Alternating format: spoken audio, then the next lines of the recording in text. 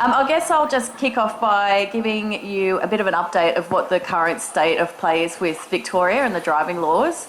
We've only been in Parliament since February, and we've introduced a private member's bill to get the ball rolling on reform in this space. But I'd also like to acknowledge that Fiona Patten from Reason Party, who was formerly in Parliament before us, has put forward a bill. We've basically put the exact same bill up, just a little bit more fine-tuned. So that conversation, that push has been happening in Victoria for a few years. It's not just sort of in the last few months that this has been a campaign being worked on. But I guess the current state of play with driving laws is we have roadside drug testing, pretty vigilant roadside drug testing in Victoria. And it means that if you get pulled over for a random drug side test and you test positive for THC, which you would if you're medicinally prescribed for any cannabis products, you don't have any medical defence, even if you're not impaired. And clearly you wouldn't be impaired if you were driving. Those that are impaired, the police can just arrest for impairment, but they very rarely do that. They make an arrest and they suspend your licence instantly based on the fact that you've got presence in your system. So just to give by way of a bit of an update, we introduced this, David read in this private member's bill February? Second day in Parliament. And the response that we received when we brought it forward for debate was the Labor Party, the Liberal Party, most of the crossbench members were very supportive of reform, and some of the key arguments that were being presented was around the fact that any other medicine, you are provided that medical defence. They don't test for opioid-based medicines, they don't test for Valium. We know that most people who consume cannabis medicinally, it's for pain medication. Other forms of pain medication that have higher risk and higher harm profile and probably impair you more so are not tested for. So the issue for us has been that this is discrimination for medicinal cannabis patients, and we know that cannabis stays in your system for a long time. So it's really hard to measure that definitive line of what is impairment, and what we're sort of trying to push for is that all medications should be treated the same. Your doctor will prescribe your medication and explain to you what that medication does, provides warning labels on the medication and gives you an idea of when and where you are safe to drive. So we think that should be a relationship between patient and doctor. We also think that the police have the ability to arrest based on impairment, and if you are impaired, there is no denying you shouldn't be driving. But we know that that's not the case for medicinal cannabis patients. Did you want to go over? Sure. Yeah, but I think Rachel's raised the key point here, which is that all we're saying with the medicinal cannabis driving, sorry, I'm still getting into the morning, is that if it's prescribed by a doctor, it's a medicine. And if you're going to assess people who are driving, then you should treat cannabis like any other medicine. It's that simple. That's the touch point. It's not a road safety issue. Okay? If someone's impaired and manifestly impaired, they shouldn't be on the road. So we're not arguing for any change. But just because it's in your system, you shouldn't be treated differently. And in that sense, we have a view that the current laws aren't actually about road safety. They're just one arm of prohibition. Yeah? And I think one of the things that really, if you'll pardon the pun, drives home the point here is that if you look at the stats, and the stats are very hard to get, we actually had to get the parliamentary library to get the stats. What it showed was over the last 3 years, there was like a little bit over 13,000 people who were arrested for the presence of THC in their blood. Microscopic presence. Any trace element. You've got people who get arrested who are on CBD, but the trace element of THC that's in the CBD they've been using is enough to trigger it. So 13,000 presence charges and 130 impairment charges. So it's not about people driving dangerously, it's about people who are simply using a medicine and getting busted for it, and that is the base point that we're arguing on. We do face a lot of. We absolutely agree with you in principle, but what about the road safety hazard? You know, because we don't want to unleash carnage on the roads, and that's what they sort of keep on throwing back at us. And of course, the fact of the matter is that there's no evidence to support that. In fact, there's been 3 studies released in the last few months from Canada where they've been able to look at the 4 years since legalisation, and surprise, surprise, there's been no increase in accidents in Canada since legalisation. And we're not talking about medicinal cannabis here, we're talking about legalisation. That's like everyone. And I think, you know, I don't know about you, but like, if I have a nice billy, you know, what do I want to do? I want to go out in the car and drive quickly. You know, that's my idea of a really good evening. I mean, it's bullshit. You know, if anything, it's like, whoa, and you can be quite fine, I don't know about you, but like, I don't want to go driving. And of course, the other real irony is you say in Victoria, medicinal cannabis is legal, but then you say to people, but you can't get in your car to go and pick it up. You know, you have to get the bus. Okay. So there's just all this. It's about prohibition, not road safety. And so we're currently negotiating with the government to set up what will probably be in the first instance a trial to simply prove the point. Because what we need to do is get through this myth that's being perpetuated, which is that if you make medicinally cannabis, if you legalise people who are using medicinally cannabis able to drive, there'll be carnage. So the trial is a way of just proving that that's the bullshit it is. And that's pretty much where we're up to. When does the trial start? Oh, we're still in the argy-bargy negotiating with the government, because obviously it'll come down to how restrictive is the trial, how is it assessed, and cutting through some of the propaganda. So we've got academics who are very supportive. We've got other academics who are very close to the police. And so we've got, for example, Monash University saying that roadside drug testing saved over 60 lives per annum. And they base that, that's right, they base that on the fact that when people were killed in accidents, which is obviously regrettable, if there was any trace of THC in their system, and recognised in a coronial setting where they're doing blood testing, a person could have had a joint a month previously. They'll still find trace elements in the blood, and then for Monash University and the Victoria Police, that is a case of someone who died as a result of having cannabis in their blood. They don't do a causative analysis. Yeah, you could have been parked and someone pulls into the back of you, and you still count as a cannabis-induced death. So it's cutting through all of the bullshit that's put up to support the prohibition with some sensible law via a trial. And we're just negotiating that at the moment. How do you evaluate it? How do you prove the point? Yeah, and I think David raises some interesting points about some of the barriers that we have faced trying to initiate what a trial would look like, and you know, some of the issues are that the police is a huge roadblock for us, and the instance of, pardon my pun, the instance that they put up is always that there is a high presence of there is a high number of people with THC in their system in those stats of people who are dying on the roads. But what and some of the other barriers that they do throw up to us is that current testing is just picking up THC, it's not measuring impairment. So they kind of always do come back to this, well, how do we measure impairment? And we're saying, well, there is ways of doing that. Clearly, if someone's swerving all over the road, they're impaired. Clearly, if they're not looking at you, you know, there's definite ways that they can measure that. And they do that for every other medicated person. They do that when it comes to other painkillers. And those charges of impairment, the 130 figure that David initiated before, is we're assuming that's impairment for any type of drug or medication. They don't capture impairment just for cannabis. So we don't know exactly how much of that 130 are cannabis related.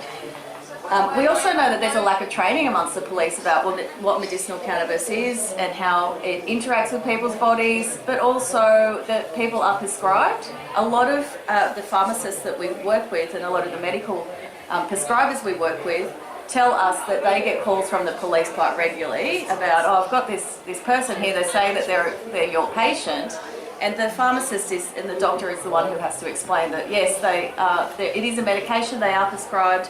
Yes, they can even be prescribed flour. Yes, it's in a specific container and things like that. So there is a real lack of support within the upper echelons of the police, and there's not enough training that's going through their systems to understand what is going on.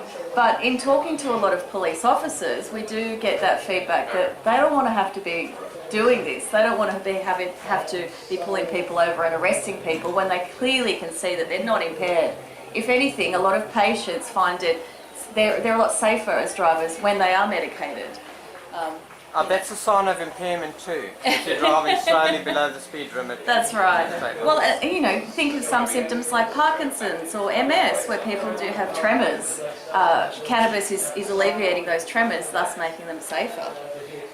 We also get the argument a lot, which is that how can I tell the difference between someone consuming their medicine and socially consuming? Well, you can't. You can't.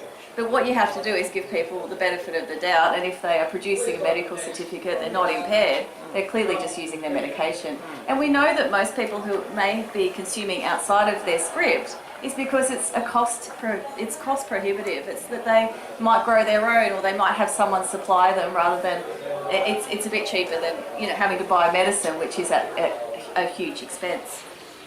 So David mentioned earlier that we're sort of working with the Road Safety Minister. It's obviously very complex because there's huge concern about road safety, and we want to make sure that this is done properly. So what we have done is we've proposed some really sensible ideas to take to road safety, to the police, to the Premier, of what a trial might look like and how we can best position ourselves to have a successful trial as well. So I'll just run through with you some of those findings that we found would be most conducive to a successful trial, which was that we know that the conversation has to start at point of prescription. So your doctor or your pharmacist or both will have that conversation with you about when you're taking your medication and when you're able to drive. We know most people take their medication at night, and it's often to help with sleep. So of course they're going to be less likely to be impaired when they wake up in the morning compared to someone who is suffering from insomnia. But that point of prescription is something that we'll use in a terminology space, which indicates that your doctor is prescribing you and your doctor is having that conversation. And it's what happens with every other medicine. So just bringing it back to, this is an issue of discrimination, and as David said, it's about prohibition, really. And the best way forward is to treat this like every other medicine and making sure that people are informed.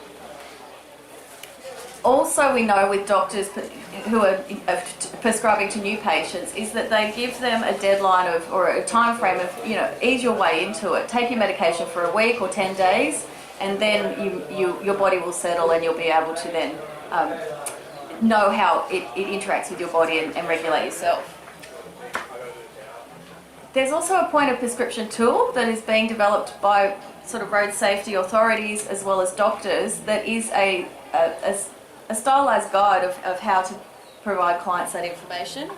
We've also said we should restrict it to people who are excluded are P-platers and those with commercial licences. We don't want to have any risks with young people, but we also, or inexperienced drivers, but we also don't want any risk with commercial operators, so someone driving a truck for work. Another thing we thought was really important is that we know that alcohol and cannabis interact, and that can heighten levels of impairment. So we've also put forward that you should have a 0 blood alcohol limit for our medical defence. And then patient reporting tools. So patients will work with their doctors and just have like an online form that they'll complete once a month, just so that there's data being collected on the fact that they know that they're safe to drive, and there's that level of communication with their doctor. So currently, and you were talking about timeframes, it's really hard for us to be able to provide a timeframe because it's now sort of in that process with government of this is what we've proposed, these are all the arguments, and We know that the Premier is incredibly supportive of having reform here because Victoria was the first to legalise medicinal cannabis.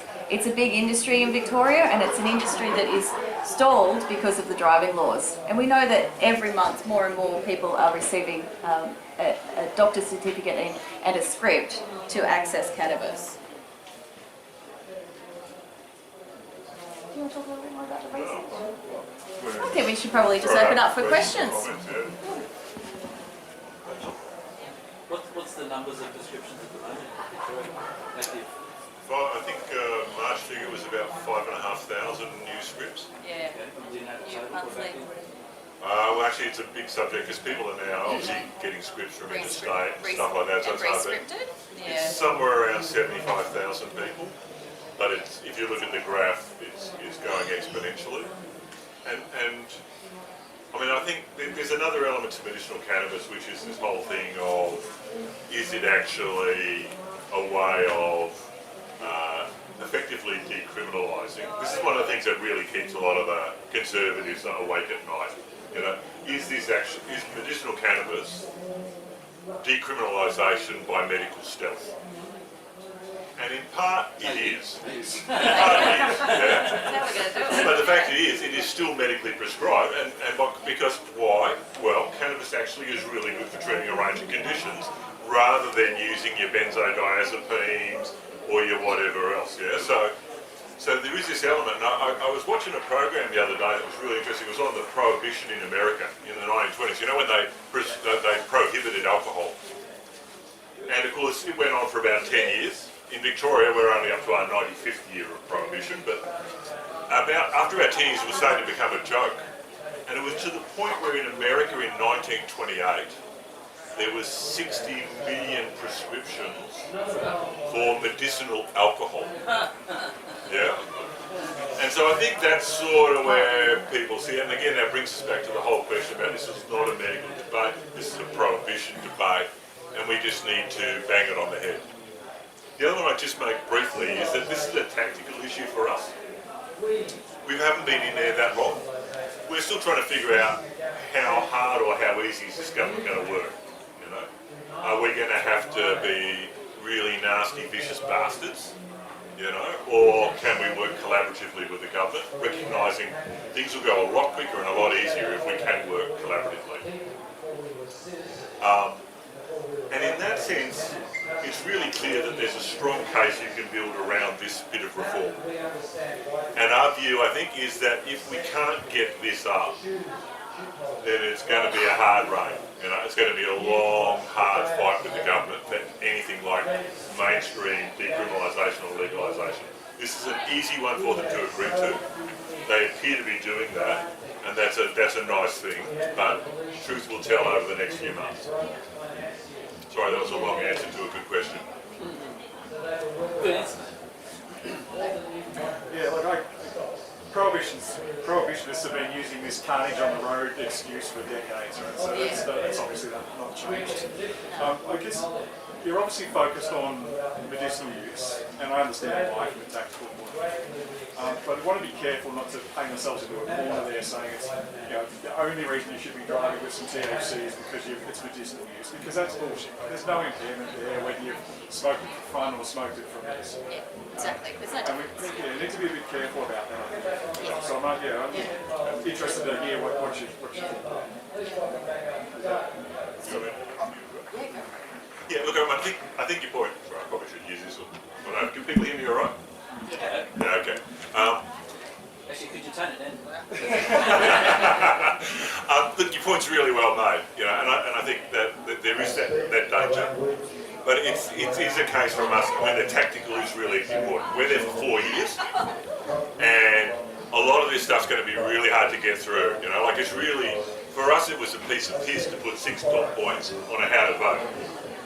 Now when you're actually in there and you're trying to figure out how to write the laws and how to get 21 out of 40 people to vote for it, it's a whole different degree of difficulty. So that's part of why the tactical is about a much bigger issue.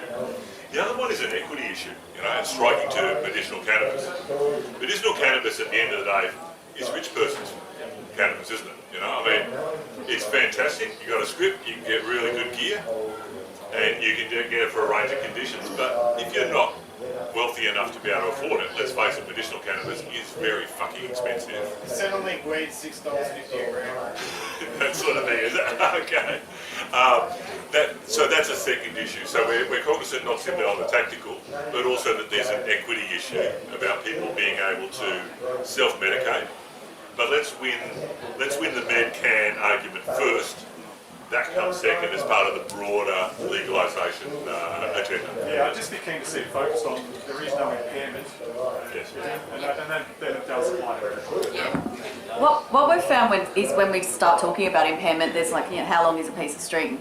So that's where that's an even harder argument we're finding. And because in Tasmania there is actually, you as a medicinal cannabis patient, you are provided that medical defence. So, and it was by accident that the Tassies did this. They had legislation that was, if you are prescribed medicine, then you are provided a medical defence as long as you're not impaired. So when medicinal cannabis became prescribed, it just fell under that same clause within the legislation.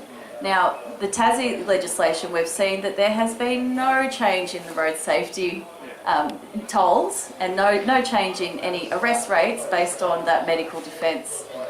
It doesn't even show up on our radars when we try and investigate how many, what happened. Well, hardly The same anything. as you said in Canada, Yeah. the same. Everywhere Yeah. else is the same. It's just not an issue. And what we find with we've really delved into the Canadian legislation as well, and that's come back with really positive outcomes. But particularly the police will say to us here is that, well, cannabis isn't legal. It's only legal if you're prescribed. So that's where that argument, I totally agree with you, but that argument is just, it's not about impairment. They just want to arrest.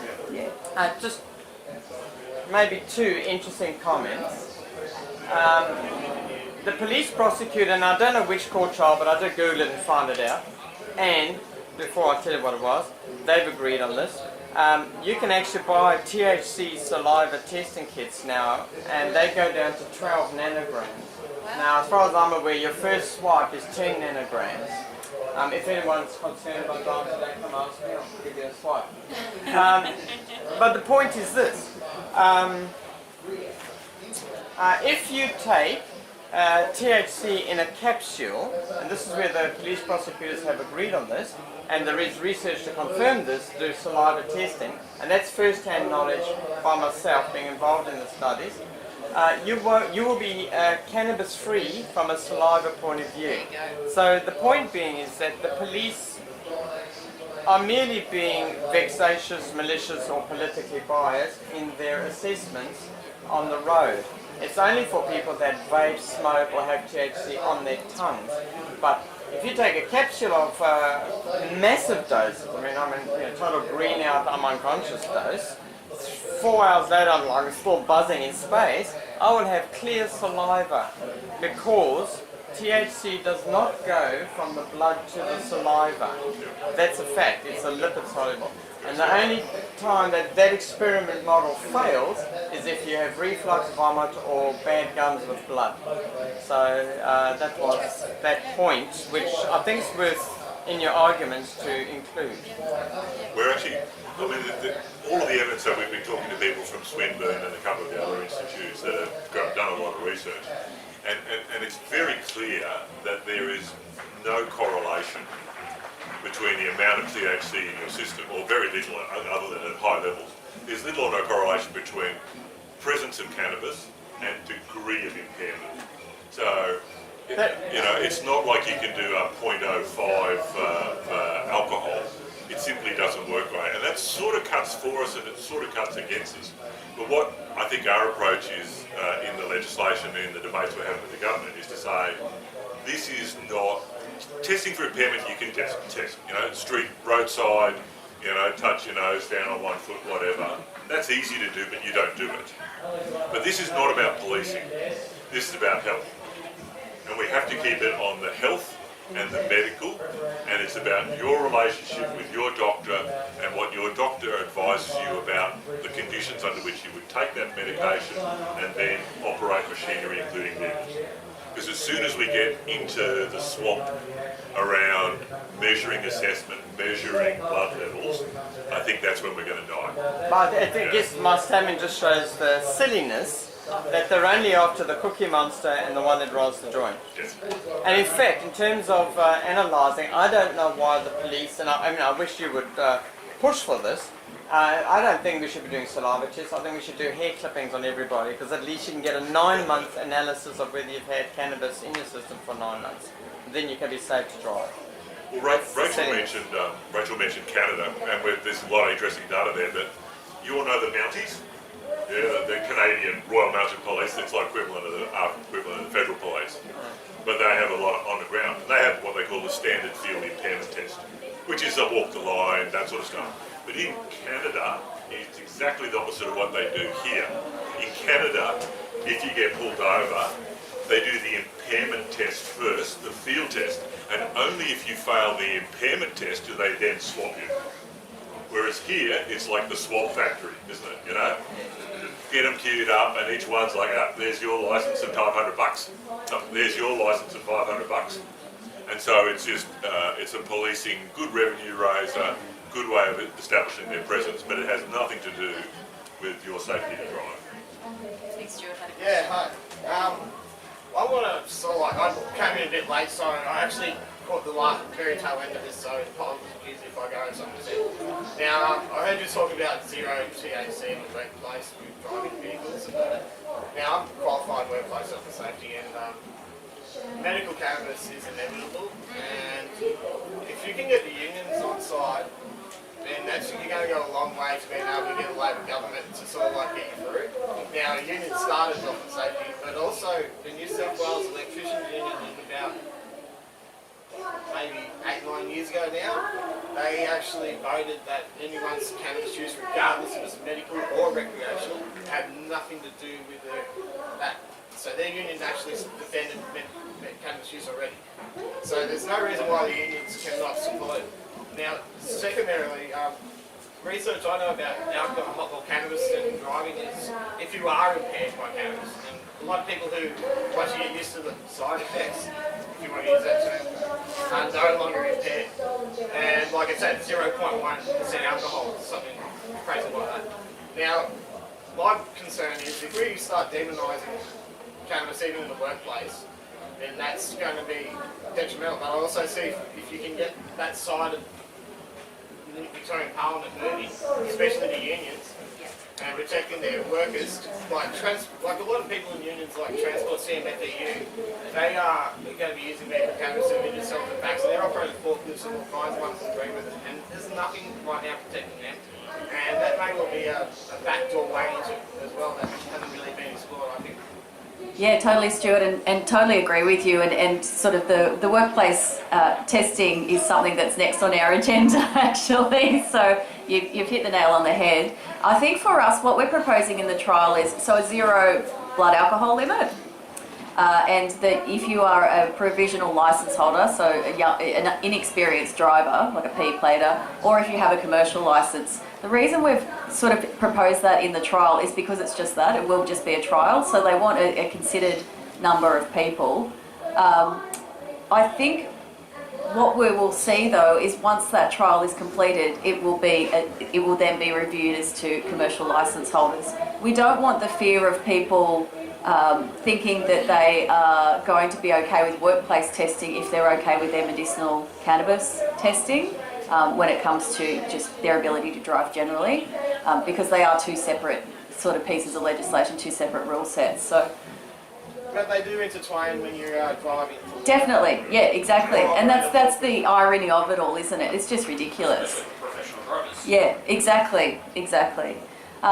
And what we're hearing too is, I mean, we've even had a police officer talk to us who was fired from the police force for consuming their medicinal cannabis, a workplace test.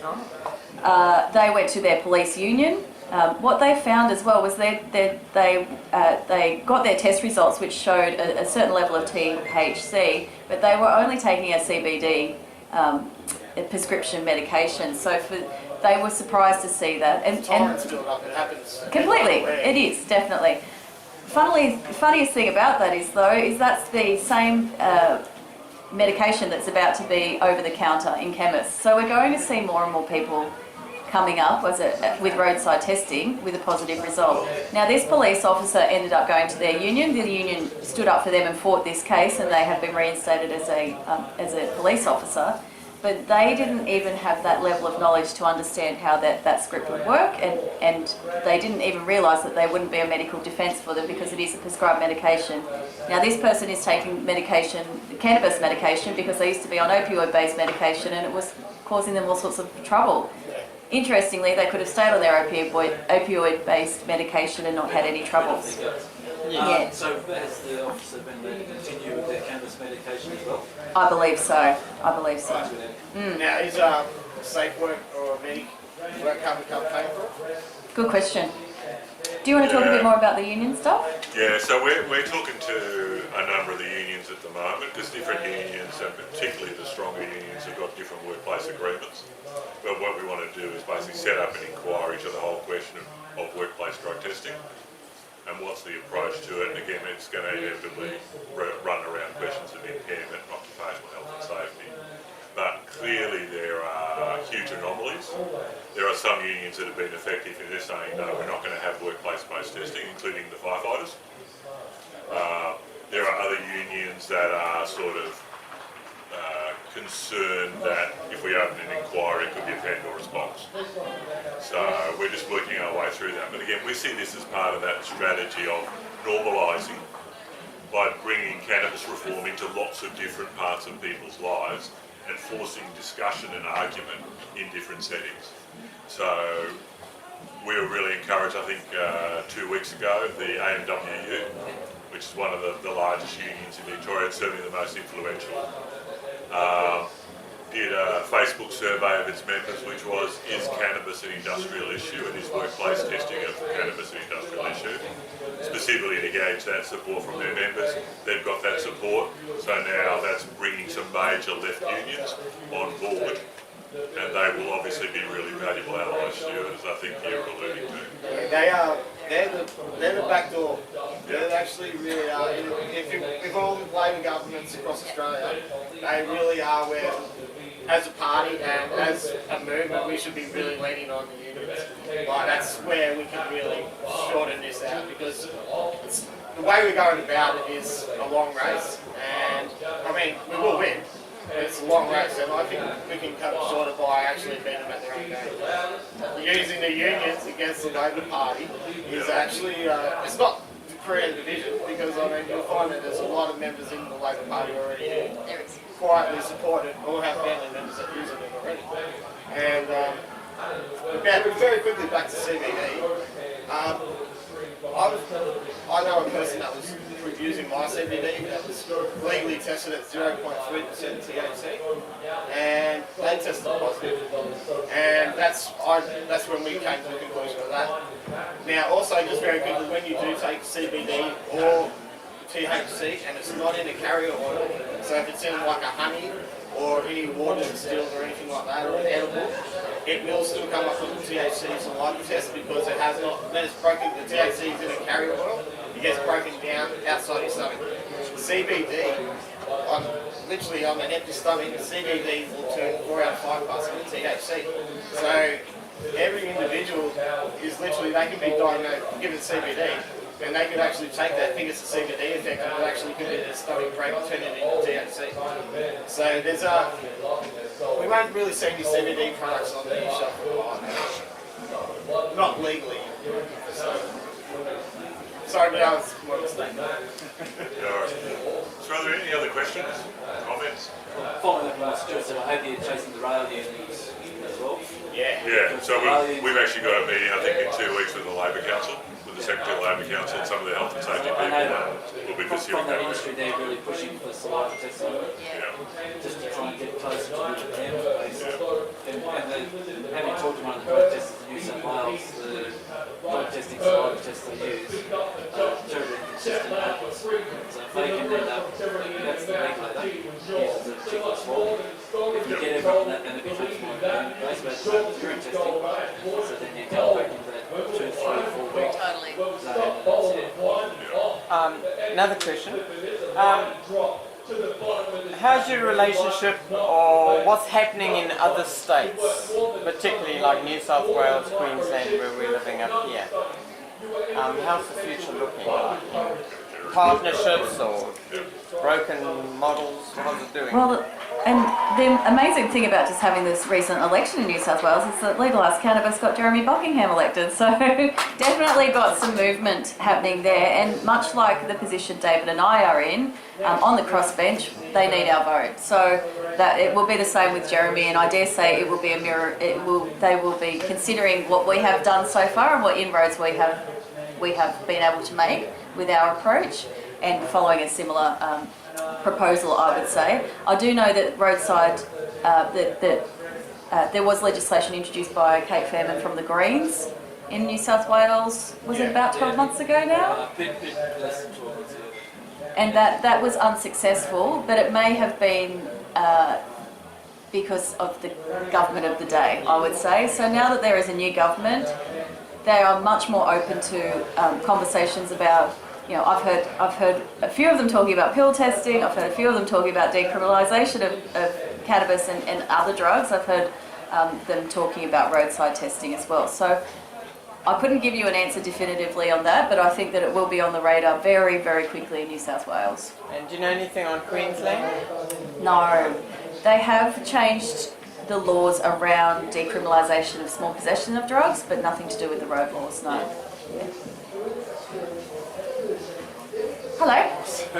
Yeah, I mentioned to you yesterday the targeting of the testing for driving it's not random. Not at all. It's clearly not. Yeah. And you see them all around here. Yes. No. No. Yeah. And I was asking yesterday about the data, and you just mentioned before as well, there's some clearly shit science coming out of Monash, and that's actually, again, another one I've seen happen for decades, that they test the bodies, and they've got some cannabis in it. There was cannabis. They were also 0.4 alcohol content. That's right. The cannabis that killed them. Right? And they've been doing that forever. Is there any, is there anything you can do now that you're in Parliament, I guess, to get access to better data or to push them to create better data? There's some FOI requests to find out where they're doing the testing, those sorts of things like that. It'd be interesting to see some of that. Yeah, and I think David mentioned earlier there was at Swinburne University, we have Tom Arkell there, Dr. Tom Arkell, who is a leading researcher in this space. And you know, off the record, we've heard of how ineffective these tests are from his research about what the police are using. Now, the Premier said to us that we were entitled to see the reports that they were using to back evidence for their current status on driving laws. And then when they provided the report, particularly the one around roadside testing and the police use of those tests, about 3/4 of it was redacted. So they don't want us to see what's in that report clearly. Yeah. It wasn't just some psycho with the tech stuff. Yeah. So we'll pursue that, but at the moment it's sort of like, okay, we'll come back, we'll circle round. Let's actually, you know, they want to give that to us, we know it's shit. They're obviously hiding something.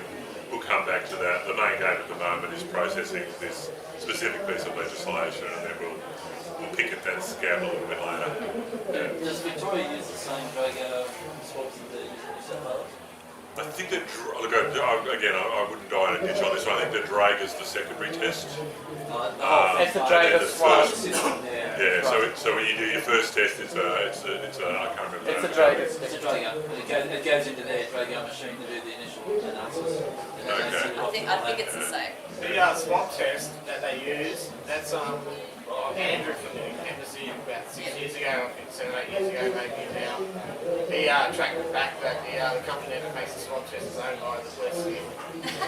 It's So there's superannuation, that's part of superannuation. Dragon do the marketing, they're not the manufacturers. And I've heard this, I can't actually track it down, I but don't know, I was going to ask you, can you three find out former the senior story? police officers who just say have a majority it's share of that former company. police officers that kicked it off. Yeah. But I was actually talking to a guy during the election campaign in New South Wales who was a high patrol guy. And he said that the results are so inconsistent in terms of you'll have somebody go, had a joint last night, and they'll come up negative, and then somebody who's a medicinal user hasn't had anything for a week and a half, can't really trace. So it's even confusing the police based on the information they're getting off the driver as to, now we've got an expectation of what's going to come up, and it doesn't come up. So is that about solubility, is it about is it about what, but the fact that the police themselves don't have confidence in the test. Yeah. But again, you know that concept of like shitting in your own nest. So for us at the moment, we're trying to start a process. We want to focus it on health. We don't want to die in a swamp arguing over the technicalities of testing or whatever. That's a whole other issue, and it's not going away. It's still on the shelf. We're going to come back to it. But let's not allow ourselves to end up in long, detailed technical arguments that don't actually advance our cause, which is getting medicinal cannabis treated as a medicine. I've even had one of my constituents pulled over for a test. He said, oh, I'm a medicinal cannabis patient, did the test, came back negative, but because he made a disclosure that he consumed medicinal cannabis, they arrested him anyway. No, Did he do the secondary test? He did. Did he pass it? Maybe not. Maybe it was the secondary test that got him. No. First time I got done. He got his licence back, but he had to go through court to do that. Yeah. First time I got done in 2010, coming into the bar and making this test, I actually told him that I'd smoked on the Saturday night because my son had just been born, and this is like Sunday night. And I passed the swab test, but because I gave him that, they took me into the bus. I passed the secondary. I drove off, drove into Byron and did what I had to do in town and went home. And then 3 months later I got a letter in the mail telling me I had to go to court and lost my licence for 6 months. because of the matter. Because of the disclosure. Yeah. So yeah, I'd strongly recommend anyone who don't disclose unless you test positive. My cousin actually got done at a roadside, tested negative. He actually sucked the crystals out. And because they suspected that, they took him down to the police station and he tested negative again anyway. Oh my goodness. And he was baked. Yeah. I've got a question. As you know, I do a lot of work in Victoria too, and we've been talking with the police union, among other people, and looking at some of their policy papers and whatnot. And one of theirs was from just prior to the election, and they explicitly talk about cannabis law reform. So this is away from the medical, but incorporating adult use or recreational use. And their position is that there should be no reform until there's an impairment test. Now, I know people who have taken that and said, well, God, we just need to play on their terms. We've just got to find ways to fund the development of an effective impairment test. My caution about that is that they're perhaps not being genuine. And in addition to that, not just devious, but I think there's all sorts of things going on, like there's a whole lot of trauma within police around road fatalities that mean that I don't think they actually engage with that issue in the most rational way, and that's no criticism, like it's a shit thing to do to have to show up to road fatalities, no doubt. But I'm just curious about what your observation is about how to kind of engage with that impairment issue in those conversations about reform of non-medical cannabis. I mean, the Victoria Police do have a standard field impairment test. And I think the last data we looked at, there was something like 800 police officers who've been through the training program. So, in that sense, and that's not a lot, So that tells you a bit about VicPol Command's priorities, which is not a priority, and that's reflected in the prosecutions.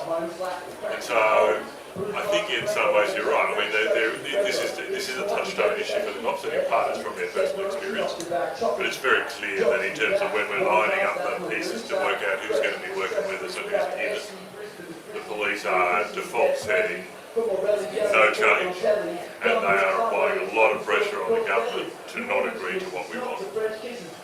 And I think it's to the point where even the progressive voices within the police force don't want to put their heads above the floorboard because they know that if they say anything positive, they're going to get their heads kicked in. So we will need to work on that relationship, obviously, and we intend to, but at the moment, we want to get this done. We want to get this done now. And to the police, it's basically, look, happy to work with you, but if not, get out of the way.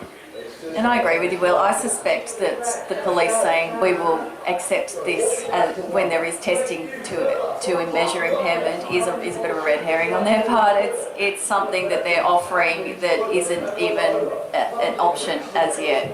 We do know that in Canada, I think it is, and in the US, there is retina scanning technology that is starting to evolve into measuring impairment. But again, it's quite a few years off. And our argument here is very much you're criminalising people for accessing their medicine. We are seeing more and more people accessing cannabis as medicine, and that's just going to continue. That trajectory will continue to be elevated. So we don't want to continue to see people criminalised for just accessing another form of medication. Or not accessing the drug.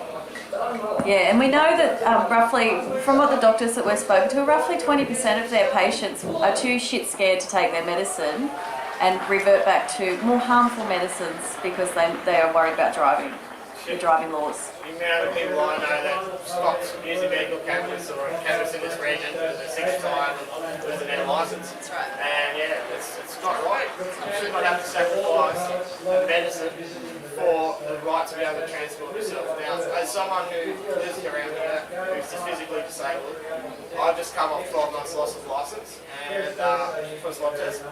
And it's very hard to get around. Like, I'm autistic, so if I get on a bus, I have a sensory overload, so I basically almost chuck my guts up. So, comparatively to say in Sydney or Melbourne or any other capital city, being in regional parts of Victoria, New South Wales, Queensland, whatever, we are so much more disadvantaged. I mean, there's no public transport on a Sunday around here. I mean, there's a little bit in Byron Bay because it's Byron Bay, but I mean, elsewhere there's very little.